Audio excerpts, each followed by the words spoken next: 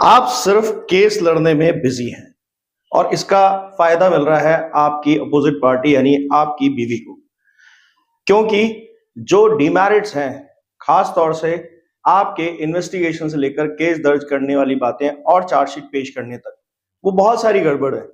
उनको कहीं भी शामिल आप अपने केस में नहीं करते। सिर्फ बीवी ने ये किया, बीवी ने वो किया, बीवी ये झूठ बोल रही है, बीवी वो झूठ बोल रही है, बीवी ने ये कोर्ट को नहीं बताया, ये बताना बाकी था। एविडेंस भी दिखाते हैं। नहीं एविडेंस तो भी आज आपके लिए वीडियो बहुत फ्रूटफुल है, क्योंकि हम यहां पर टेक्निकल मिस्टेक्स पे बात करेंगे जो कि आपको इतना बड़ा मौका दे सकती है कि आप ना केवल आयोग को, अपनी बीवी को भी उसके साथ जेल भेज सकते हैं। ऐसा कैसे हो सकता है? ऐसा ही होता है। देखिए, पहले तो अपने दिमाग को इस वीडियो को देखने से पहले ही तय करवा दीजिए कि कोई भी जो लॉ है वो जेंडर बायस नहीं होता है। हाँ, प्रोसीजर कई बार जेंडर बायस हो जाता है कि जज साहब पत्नी को ही फेवर कर रहे हैं, कानून में कुछ और लिखा हुआ है, सुन नहीं रहे हैं। वकील जो है आपके, वो भी आपकी बात नहीं सुनते हैं, वो कहीं जाकर लड़कियों को इनडायरेक्टली अपनी हरकतों से फेवर कर जाते हैं। आयोग ने अगर सही तफ्तीश की होती तो आप ये झूठा केस नहीं फेस कर रहे होते। तो प्रोसीजर फॉलो करते वक्त लोगों ने गलती की है, उसी पर ही अटैक करना है। इसीलिए दोस्तों हम चाहते हैं कि आप एजुकेटेड हो जाएं। इसके लिए हम क्रैश कोर्सेज चलाते हैं। छोटा वर्जन है मगर काम का है, और ये प्री रिकॉर्डेड वर्जन है। आपको बहुत मदद करेगा आपका केस खुद तैयार करवाने में। अगर आप चाहते हैं कि मैं और मेरी टीम शामिल हो आपके साथ और अपना अनुभव आपके साथ शेयर करें, तो क्रैश कोर्सेज इसके लिए बेटर अपॉर्चुनिटी है। इसके अंदर ये होता है कि आप जो भी अपना केस फेस कर रहे हैं, जिस भी जगह पे, जिस स्टेज पे आपका केस है, वो आपको फायदा दिलाता है हमारे कोर्स के थ्रू। क्यों? क्योंकि इसमें कुछ चीजें ऐसी हैं जो आप अपने लेवल पे तैयार करते हैं, अपने तरीके से उसमें चीजें खोजते हैं, ढूंढते हैं और नए नए ट्रिक्स बनाते हैं, पर इसमें एक बहुत लंबा टाइम और प्रोसीजर लग जाता है। यहाँ पर आपको तैयार प्रोसीजर मिलेगा जो कि आपके टाइम को बिल्कुल जीरो कर देगा। जब आपको जरूरत हुई उसी वक्त एक प्रोसीजर रेडी मिलेगा आपको। दूसरी चीज कि आप अपने केस से जल्दी बहुत कम टाइम और पैसे को खर्च करके निकल सकते हैं। जीवन बहुत जरूरी चीज है, उसको खुलकर जीना चाहिए। आपसे पहले जितने भी लोग यहाँ पर ज्वाइन किए थे, उन लोगों ने अपने केसेस को कॉन्फिडेंटली फेस किया है। ऐसा नहीं है, परेशानियां वो भी फेस करते हैं, मगर उन्हें सॉल्यूशंस पता होता है, इसलिए कॉन्फिडेंस हाई रहता है। और काफी लोग अपने केसेस से बाहर भी आ चुके हैं। अगर आप भी इन कोर्सेज का हिस्सा होना चाहते हैं तो दिए गए व्हाट्सएप नंबर पे डिटेल्स लीजिए और फिर ज्वाइन कर लीजिए। आप किसी कानूनी समस्या का समाधान चाहते हैं, मुझसे बात करना चाहते हैं, दिए गए व्हाट्सएप नंबर पे अपॉइंटमेंट बुक करा के मुझसे बात कर सकते हैं। आप समझिए कि आज का टॉपिक कहता क्या है। देखिए, हम आयोग और वाइफ की बात करेंगे। इनकी जोड़ी ही मिलकर आप पे झूठा केस लगाती है।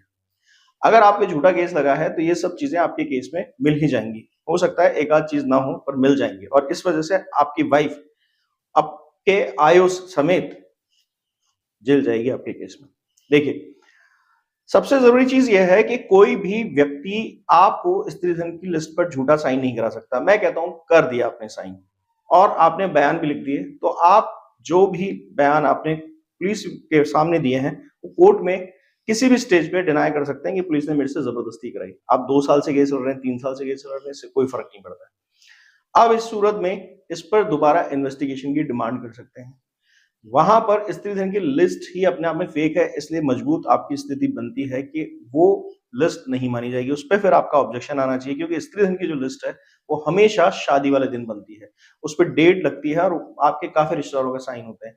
ये नहीं कि आयोग ने एक लिस्ट बनाई, आपसे जबरदस्ती दबाव बना के उस पर साइन करा लिया और केस एक्टिव करा दिया। वो डेट अगर उसमें है और या फिर उस आयोग ने उसके अंदर डेट नहीं भी डाली, तो आप कह दीजिए मुझे जबरदस्ती देखिए। और वैसे भी जो स्त्री धन का सामान की जो लिस्ट बनती है उसके साथ बिल होना जरूरी है। अगर बिल्स वहां पर आयोग ने नहीं लगाए हैं तो आपकी बीवी और आयोग दोनों 420 के केस में अंदर जाने की पोजीशन पर है। ये जब बात आप सुन रहे हैं तो आपको अजीब लग रहा होगा कि अच्छा ऐसा होता है, क्योंकि आपने हार मान ली इसलिए आपको अजीब लग रहा है। असल में कानून स्थापित है, कानून अपना काम करता है, आप उसके साथ खड़े तो ही। और ये जनरल दिक्कत है जो सभी के केसेस में मिलती है। जब आयोग ऐसा ना करे और आप उसके पक्ष में अपना केस लड़ रहे हैं, उसको पकड़वा नहीं रहे हैं, तो ये गलती आपकी है। आपका केस स्टार्ट हुआ है या स्टार्ट हो चुका है, इससे कोई फर्क नहीं पड़ता। आप किसी भी स्टेज पर इस तरह के डीमेरिट्स को यूज कर सकते हैं। अब सवाल ये उठता है, कई बार आपका जो केस चल रहा होता है उसमें पहले से ही जज साहब भी आपकी पत्नी की तरफ रुझान बनाए हुए होते हैं, आपकी तरफ नहीं देख रहे होते। तो इसका सोल्यूशन है। आप मुझे एक बात बताइए, कोई डॉक्टर आपको बार बार गलत दवाई दे रहा है तो क्या वो मरने जा रहे हैं क्या वहां पे? तो ऐसे ही अगर न्याय नहीं मिल रहा है तो बेंच चेंज कराइए, सेम कोर्ट में ही एप्लीकेशन लगा के बेंच चेंज करा लीजिए, वहां भी न्याय नहीं मिल रहा है तो क्यों रुके हुए हैं ट्रायल कोर्ट के अंदर? इसी आधार को ले जाकर आप हाई कोर्ट में लड़िए या फिर अलग एक मजिस्ट्रेट कोर्ट में जाकर 420 का केस आयो और वाइफ के ऊपर डाल दीजिए। थोड़ा जोर आएगा, तकलीफ होगी, भागदौड़ होगी, क्योंकि महिलाओं के खिलाफ जनरली ऐसा देखा गया है कि कोर्ट जल्दी से केस नहीं लेते। ये कोर्ट का पैटर्न है, कानून का पैटर्न नहीं है। थोड़ा यहां से अलग कर लीजिए अपने आप को। जैसे ही आप इस पैटर्न को समझ जाएंगे तो आपको थोड़ा दम लगाना पड़ेगा, मगर 1-2 दिन या 10 दिन की भागदौड़ के बाद आप अपना केस वहां फाइल कर चुके होंगे। और जब ये केस फाइल होता है तो आयो और आपकी पत्नी को शामिलात जवाब देने आना पड़ता है। जवाब देंगे क्या? प्राइमा फेसी वैल्यू पे दिख रहा है, झूठी जो है लिस्ट वहां दिख रही है। और एक बात और बता देता हूं कि मैं आगे कुछ बताऊं उससे पहले एक और हिंट दे देता हूं।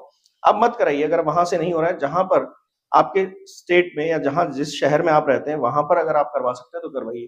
थोड़ी जान पहचान से करवा लीजिए, किसी से पूछताछ करिए, कोई गलत काम तो कर नहीं रहे हैं, सही बात को सही जगह लेके जा रहे हैं, बस व्यवस्था आपका साथ नहीं दे रही है तो इसलिए आप किसी से जान पहचान से या अप्रोच से इस काम को करवा रहे हैं। हो जाए तो बेहतर है। अब जब आयो और वाइफ को वहां बुलाया जाएगा तो बताएंगे क्या कि लिस्ट तो हमने जबरदस्ती साइन कराई है, वाइफ ने कच्चे थे, आयो वाइफ पे ढूंढेगा, ये तो इसने दी थी मुझे लिस्ट, वाइफ कहेगी इन्होंने बनवाई थी।